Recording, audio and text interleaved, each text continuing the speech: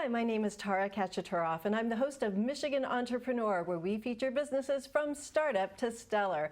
Today I have as my special guest Josh Ashford, who's the founder of Webdroid. Welcome to the program. Hi, Tara. How are you? Great, great. And how are you today? I'm very well. I'm happy to be here. Yeah, and we're happy to have you here. Another Michigan entrepreneur that we're featuring today. So we're going to talk all about Webdroid, but let's talk about what led up to you starting this company, and then we'll kind of unpack what Webdroid is all about. Sure.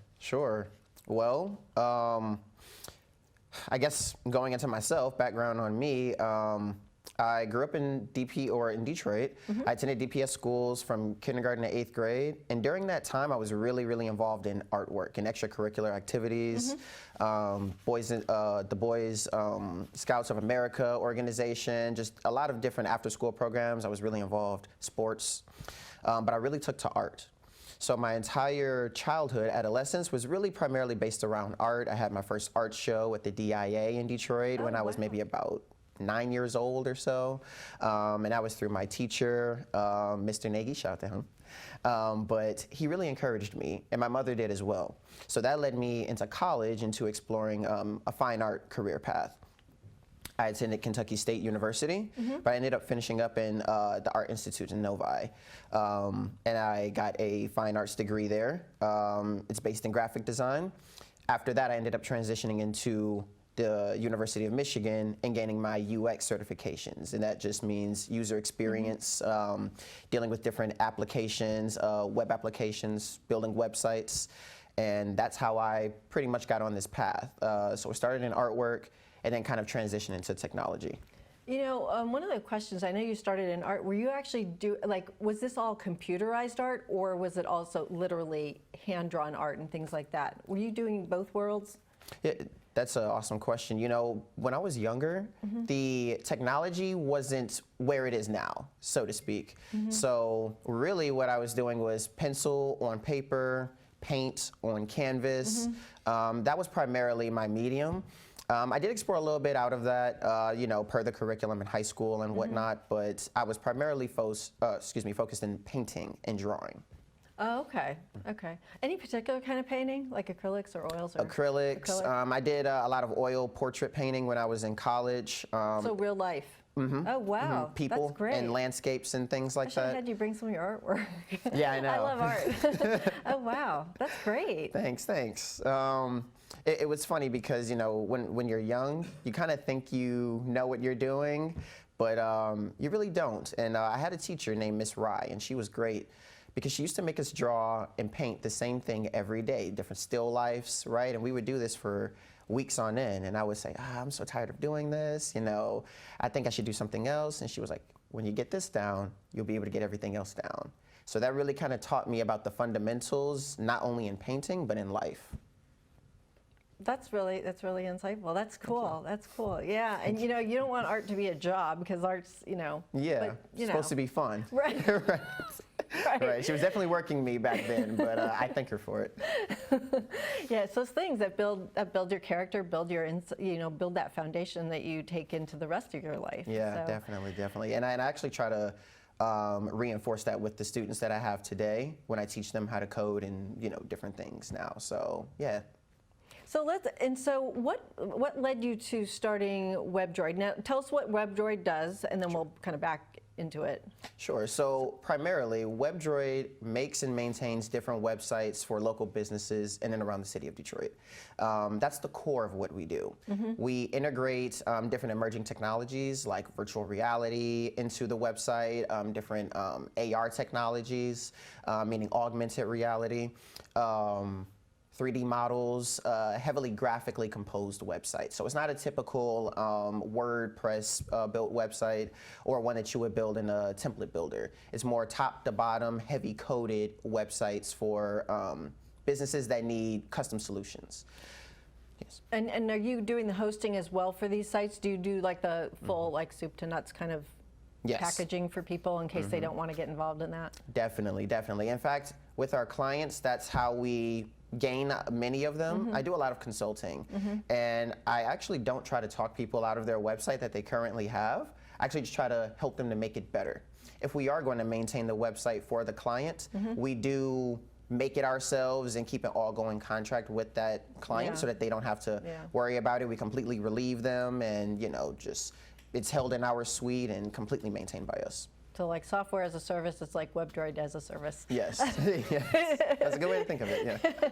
Yeah, I mean it's the no fuss model, because some people just don't want to get into it, and the older you get, like me, like you don't want to even think about it. Yeah, it's exactly. like I'm done with building websites. Yeah, it's good to just give it to someone else who knows what they're doing. So what was it that you attended Arts Institute? You know got your other stuff at U of M for user interface. What led you to starting Webdroid? What were those little steps that led you up to having your own business? Because I mean, you could have gone and worked for anybody else, but you decided to work for yourself. And I'm not sure, did you do any intervening work where you worked for somebody else, or did you just go full-on entrepreneur? Yeah, I just went full-on entrepreneur. I have no idea. Well, the thing that really inspired me to take that entrepreneurial route earlier on was the fact that I wanted to build my own website for my own artwork, right? So when I was still working, I was working for a company downtown. It's called StockX. And at that point, I was still working on my artwork, right? Because that's really my passion in the core of who I am, is painting and drawing. I still do paint and draw avidly. So at that point, I knew I wanted to make a website to sell my artwork. But I already had some experiences with Squarespace, and it was great. I was able to put my artwork on there and sell it. But at this point, I wanted something different, a custom solution. But I was very weary of trying to learn new skills at this point, because I had just finished school, and I was just getting started in my career. I was maybe about 22 or 23 years old, so pretty young to be an entrepreneur, right, and just jump into it. But I ended up making a transition away from that position that I had at StockX, and I said, I really just want to rely on myself for a little while. I'm young. I think I can do this. So I'm going to take some time and just learn a new skill. I'm going to learn how to code, and I'm going to learn to put my website together by myself. I ended up doing that and having so much fun that I said, you know what? I think I could do this for other people as well. My website ended up turning out great. It took me a while. It took me maybe about 5 months or so to learn how to do it myself, but when I knew how to do it, I was very confident in myself, and I wanted to open that up and give more to those around me. I'm pretty community based. Community is a big part of who I am. So I wanted to just give those skills to other people and help them out as well. Question, because you're entrepreneurial. Do you come from an entrepreneurial family? Did you have that in your background? I do, but it wasn't in the forefront of my mind at that point. My father's an entrepreneur. He's a photographer, and he's been a photographer for 30 years almost at this point. He has, baby albums of my brothers and I, full albums. He was like, the photo man, right? He would take a lot of the different homecoming photos at his alma mater, which is Tuskegee University.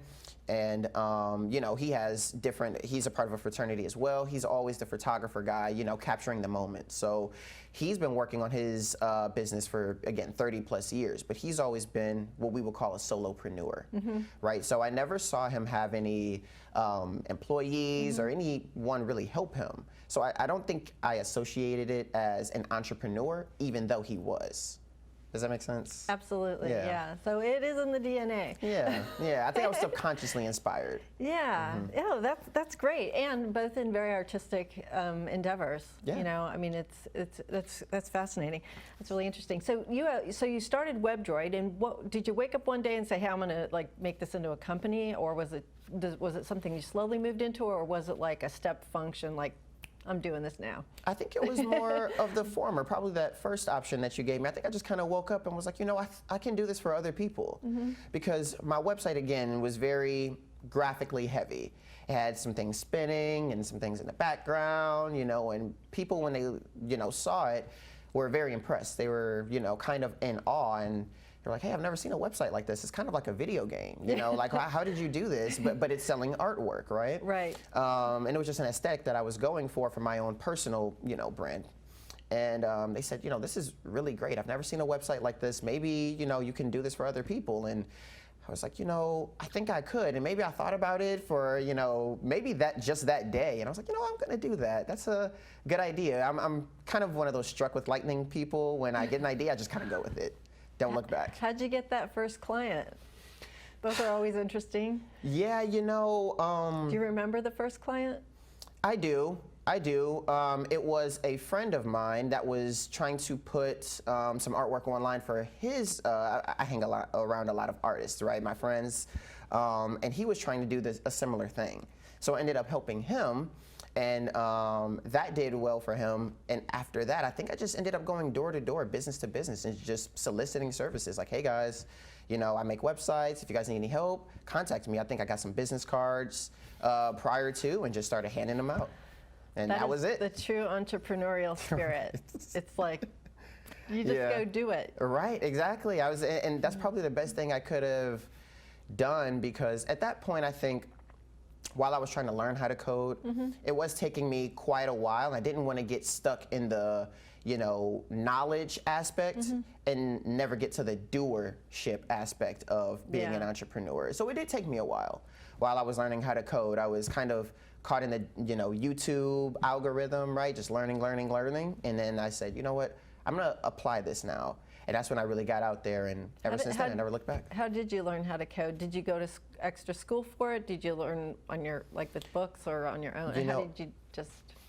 Thank you. I'm sorry to cut you off. I had a friend, and she taught me how to code. I'm very into graphic design and artwork, and to build a website, you need both skills. You need to be graphically inclined, and you also need to be technically inclined. Yeah. So yeah, she taught me how to hand code. And around that time, right after I launched my business, I actually ended up getting a position in a company called Journey, which is a nonprofit that does a lot of work in and around the city of Detroit, in the Detroit public school systems, different high schools. They go around and teach students how to code. So he ended up seeing my work earlier on and was like, hey, you should come aboard and, help me in Central High School, Osborne High School, Renaissance High School, and teach these students how to code. So right after I learned that skill, I leveraged it into another opportunity where I was able to meet the students and engage with them. So that career path kind of just, opened its way up to me, and again, never looked back. Are you still teaching students today how to code? Mm-hmm. Yeah, I am. That's great. And you know what's great is, like, when you teach it, you learn it so different. You learn it differently, and you see yourself in the eyes of these students, and you remember back, and that's neat. Yeah, that's neat. It's like the circle of life is complete. It really is. It really is the circle of life. That's a reoccurring theme in my teaching career, honestly, because I remember being the young student, and wanting that knowledge and not really knowing what the next phase of life held for me. And now that I'm on the opposite side, I really act as a mentor to a lot of my students. I've taught hundreds of students how to code at this point. So they reach out to me pretty avidly, and I've been able to get some of them in college, free tuition into college and whatnot. So, I'm pretty involved with them. What languages are you teaching? Primarily, it's the foundational languages, so HTML, CSS, JavaScript, but through Webdroid, I do teach SEO, which is search engine optimization, how to rank #1 on Google. There's a lot of aspects that go into that, but there's an emerging technology now. It's called no code. And I actually have a program called Webdroid Binary Code. And through this program, I teach students how to, it's a paid opportunity, like an apprenticeship. They come on board. They learn a curriculum that I built, and they learn the foundational aspects of what it takes to build a website, the SEO, the website building, and the graphically designed aspects of it as well. And again, it's no code. And that just means graphically composing a website as opposed to coding it. Right. And that's cool. So it's kind of like an internship workshop kind of thing. And again, a paid opportunity. They apply for it, and then there's different career opportunities that I can leverage them with after they complete the program. Again, one of my students just recently had an opportunity to attend Rochester University. She applied, and it's fully paid for. That's actually through a partnership I have with a local church that I attend. Oh, cool. Oh, that's great. That's great to hear. And I like the fact that, you're taking, obviously education is a really strong, high value for you. I mean, you did a lot of education, you're in education, you're educating others, you've integrated it into your company, and education is like one of my top values, so I'm really keen on that one. I just love that, because I love anything that has to do with learning and opening minds. And Yeah. It really is beautiful. The paying it forward aspect is something that really nurtures my heart. I have a fair amount of mentors that gave me an opportunity. So the way that I really like to give back is to just give others opportunities. Yeah, that's beautiful. That's Thank you. wonderful. I Thank love you so that. much. I love that. One of the things that I know I was reading in your background, and I'd love you to talk a little bit more about it, is your involvement with Boys and Girls Clubs of Southeastern Michigan. And how are you involved in that organization? Sure. I've worked with them for years at this point. They were some of the organizations that we were teaching the coding courses through. Oh, okay. Pretty earlier on. This was maybe in 2019 through 2020. So I've had a relationship building with them for quite some time. I actually joined the organization last year after pitching to them. I was involved in a pitch competition last year through TechTown. It's called the Retail Boot Camp. And I ended up winning that pitch competition. Oh yeah, I remember. I saw that picture of you. That's fantastic Did too. you? Oh. Yeah, I saw that online. Yeah, I Thank was you. like, that's fantastic. Thank you so much. So you won the Pitch Fest. That's great. And it was for a Webdroid esports program that I was building. Esports just pretty much has to do with gaming for young students. And what I noticed was when we were trying to get the students into technology, get them to code, sometimes they wouldn't be as interested in the coding, right? They may have signed up for the course, but maybe the interest kind of, stagnates a little bit. It happens. And I thought, how can we meet them where they are, right? Most of these students, when they go home, I ask them, hey, what are you guys' hobbies? They say, we go home and play video games, right? And go to bed, and then wake up and go to school the next day and do that. So I said, esports is a very, very, very popular industry right now. I'm kind of engaged with it. I watch little esports events sometimes, and I know that they do. So the Boys and Girls Clubs had this small infrastructure. It was really one computer lab. What's the age group of the kids that are involved with this? High school. Oh, high school? So 14 to 18. Okay.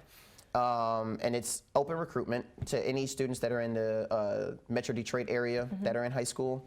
But they had a small infrastructure, a small computer lab that was built with gaming computers. It was maybe about 8 of them.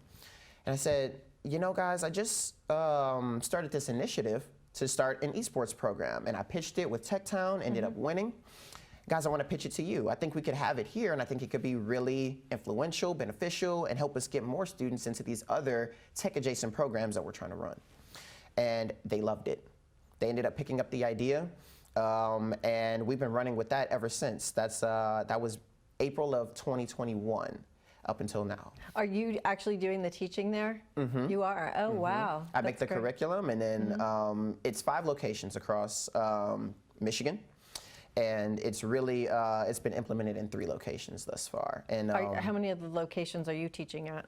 All of them, pretty much. Oh, all of them? Yeah, oh, okay. all of them. Yeah. So you're very busy. I was gonna say, yeah, it's pretty much all me. We have some co-facilitators that help out, but yes, I do make the curriculum. Do they and do these implement after it. school? Are these an after school thing that they Yes. do, or is it okay? After school. After school. So the program started in March. It just ended in June, and it was an after-school program. It started 4, went to about 6:30. Oh, that's great. Wow. So Paid you have long opportunity as well. days, and then you get to go back to the office and finish up whatever else. you want Right. to. That's neat, though. I mean, I like to you. see that. And what's cool is that you look at their interests, and then you made it like kind of adjacent to their interests, so it works. Yeah. It accomplishes both things, and they're none the wiser. These things they'll stay with them, and they'll look back on this experience. And again, some of them are going to go to college and do more of it. Yes, exactly. So, oh my And it's gosh. interesting you say that too, because we have a partnership with probably the most popular esports gamer in the world. His name is Ninja. I don't know if you've heard of this guy. He has blue hair, but No. it's okay. He's extremely popular. All the students know him. He's always on Nickelodeon doing different things, and Oakland University. They were both community partners along with this initiative that we built. We were able to build a relationship with them. And we found out through Oakland University that full ride scholarships are available for esports as well, right? No way, really? Wow. Yes, Who I knew? know. It's awesome, right? Just like Wow. basketball or volleyball or tennis, right? They'll pay you as a student athlete, room and board, tuition, books, all these things. If you come to their school, and again, these programs are emerging across the country. There are more and more universities are offering programs like this, but they will pay for your school if you help them win in tournaments, right? So you can play Fortnite, or you can play a game like Rocket League, which is just soccer with cars, right? And there's national tournaments, right? Multinational, I had no idea. international tournaments. Yeah. I think it's my age. It's quite all right. It's new. But this industry has over 370 million viewers across the world. It's a multi-billion-dollar industry. So, yeah, we're trying to get the students in there. I'll have to go home and do more research in this area. I had no Please idea. do, Because I please mean, do. like I don't have children and I don't know this area. Wow, Yeah. that's stunning.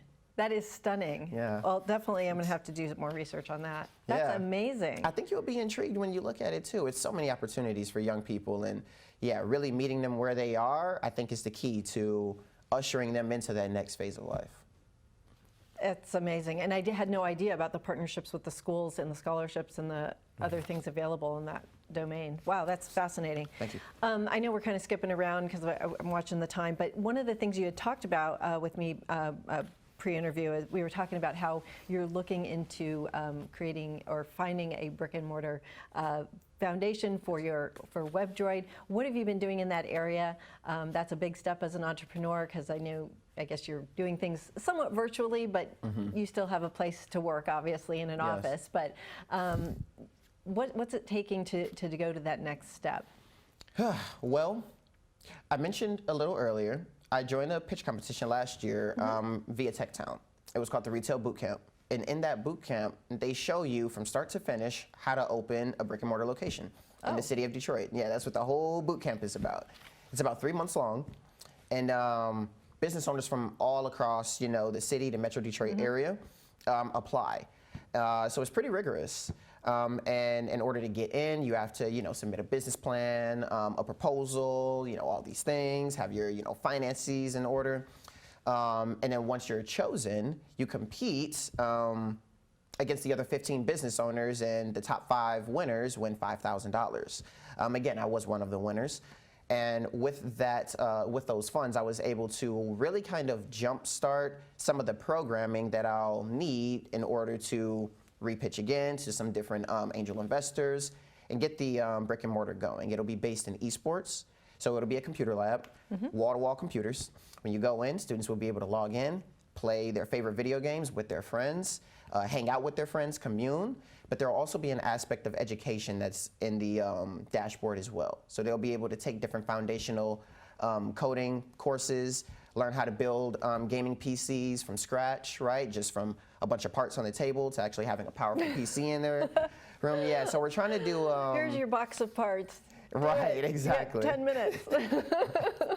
And they're so interested, Tara. They want to do this. That's great. And I'm glad that there's some physical hand-on stuff, because I don't want people just to be in that computer world. You do need to touch 3D objects. Yes. So important for brain development. It really is. So I'm glad you got that piece going. No, it really is, yeah. Oh, that'll be fun. I like that. Thank you. Tactile learning. That's important. With the business model that I currently have, there is no need to have a brick and mortar location, to be honest with you. Yeah. I want to do this because I want to have an impact on the youth. A lot of really cool changes are coming to the city of Detroit right now, but I seldom see any of them geared towards young people. There's relatively none. And again, I ask the students what they do when they go home, and they say nothing. They don't have anywhere to commune. They don't have a lot of places to just hang out outside and whatnot. So this is really for them. I think it's important that people have landmarks. We are visual creatures. We need to have places that we put meaning on. Yes. And it can't all be in the virtual reality. It Yes. just, we can't have a life like that that's not healthy in Exactly. any way Exactly. whatsoever. So Exactly. yeah, I love that. I know we're coming to the end of our time. This has been an amazing interview. I've loved all the things. We've covered a lot of ground here today. I would like to ask you one last question, Josh.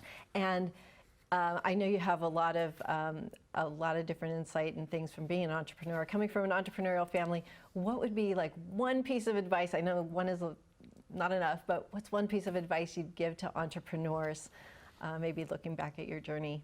Sure. I would say embrace the struggle.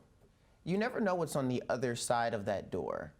You know, when you kind of get through that barrier, you jump over that hurdle, I find a lot of times that it's a test, right? And it's a test to see if you will be virtuous through this endeavor. And I find that when you are, you're rewarded. So that would be my advice. Stay the course. Stay the course, entrepreneurs. All right. Thank you so much, Josh Ashford, founder of Webdroid. Thank you so much for Tara. being a guest today.